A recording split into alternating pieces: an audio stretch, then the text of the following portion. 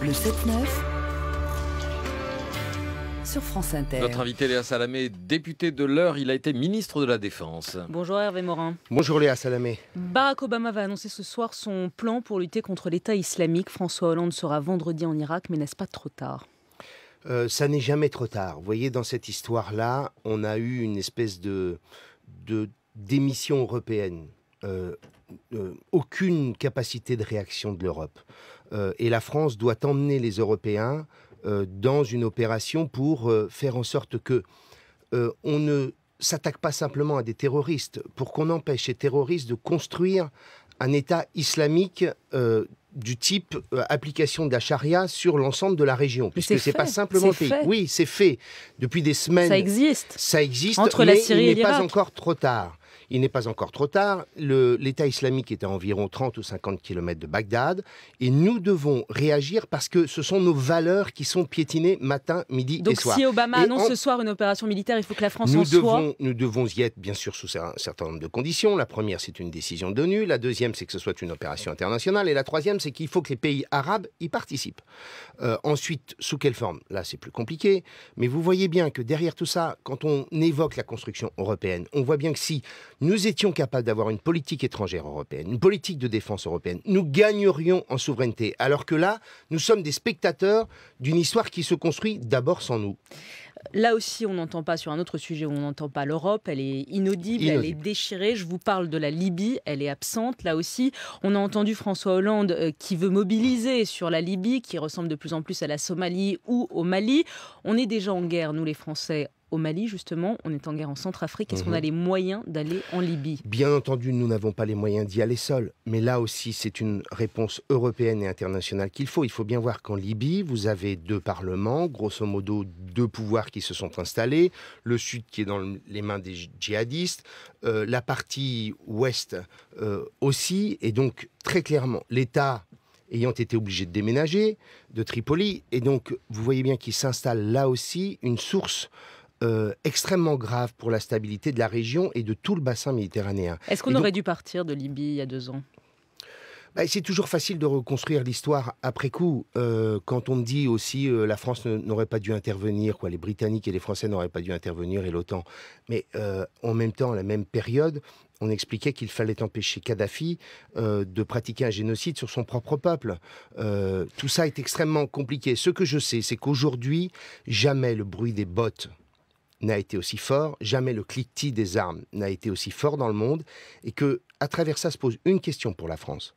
C'est est-ce qu'on doit encore réduire en permanence le budget militaire ? Mais c'est la question que j'allais vous poser. Moi, dans une période où on doit réduire les déficits... J'entends, mais je dis aux Français, notre défense, elle est notre assurance vie de tous les jours. Et il serait indécent, je dis indécent à juste en y ayant réfléchi, indécent de réduire le budget militaire quand on sait par exemple, parce que ce que les Français ne savent pas, c'est que nos véhicules blindés qui sont en Centrafrique, ils ont plus de 30 ans d'âge.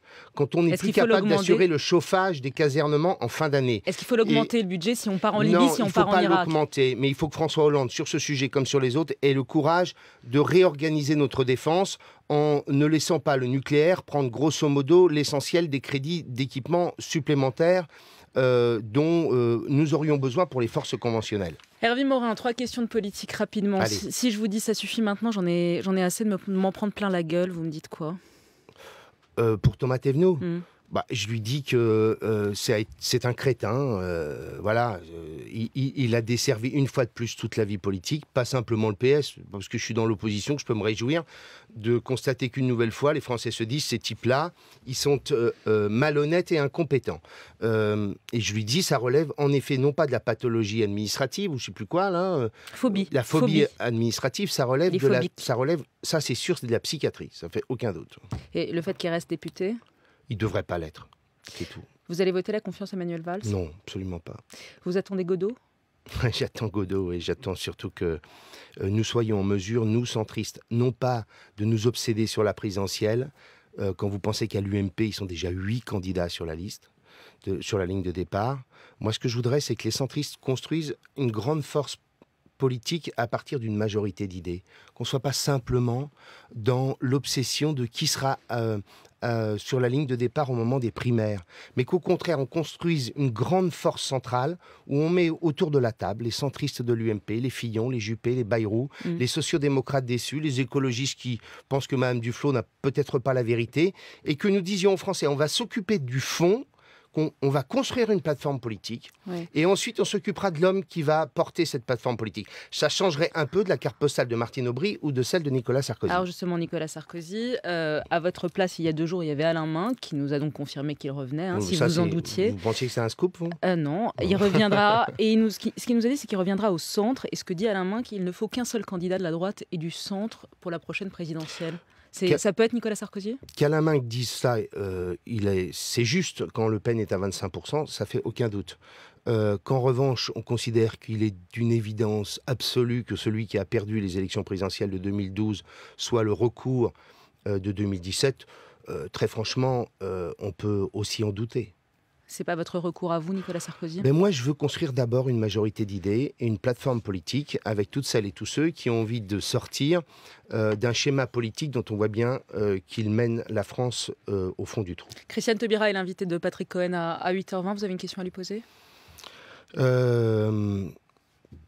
La question que je lui poserais, c'est est-ce qu'un jour, on va trouver les voies et moyens pour que nos compatriotes retrouvent aussi un peu de confiance dans leur système judiciaire ? Hervé Morin, auteur de Lettre à Alma sur l'état du monde qui l'attend, c'est chez Albin Michel. Et c'est ma fille qui a 11 mois. On la salue. Merci à vous. Merci Léa Salamé.